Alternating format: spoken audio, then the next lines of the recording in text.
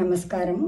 శ్రీమద్ భాగవత మహాపురాణము ప్రథమ స్కందము 16వ అధ్యాయము పరీక్షిత్ యొక్క దిగ్విజయ యాత్ర, ధర్మదేవతకును భూదేవికిని జరిగిన సంవాదము. 5వ శ్లోకము. సౌనక ఉవాచ.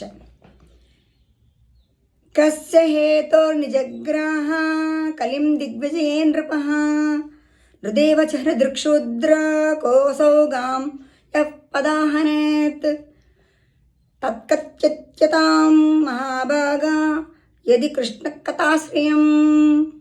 6వ శ్లోకము.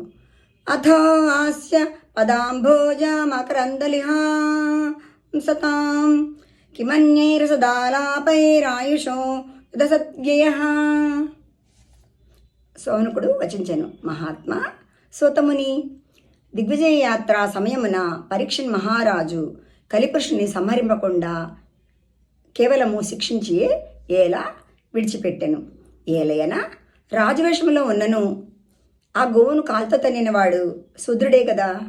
ఈ ప్రసంగము శ్రీకృష్ణుని లీలలతో గాని లేదా ఆ ప్రభు యొక్క పాదార విందామృతమును గ్రోలిన మహాత్ములకు గాని సంబంధించిందే అయినచో తప్పక వివరింపము.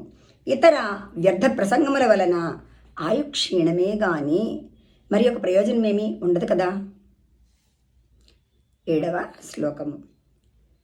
క్షుద్రాయుషాం రుణామంగ మర్త్యానామృతమిచ్చతాం ఇహోపహూతో భగవాన్ మృత్యుషామిత్రకర్మణి.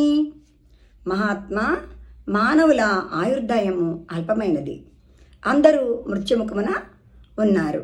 అయితే మోక్షము కోరిన వారికై మేము ఇచ్చట యజ్ఞమును ప్రారంభించితిమి. ఈ యజ్ఞమునందు ఒక భాగముగా నిర్వహింపబడు శామిత్ర కర్మ కొరకై యమధర్మరాజును ఇచ్చటకు ఆహ్వానించితిమి.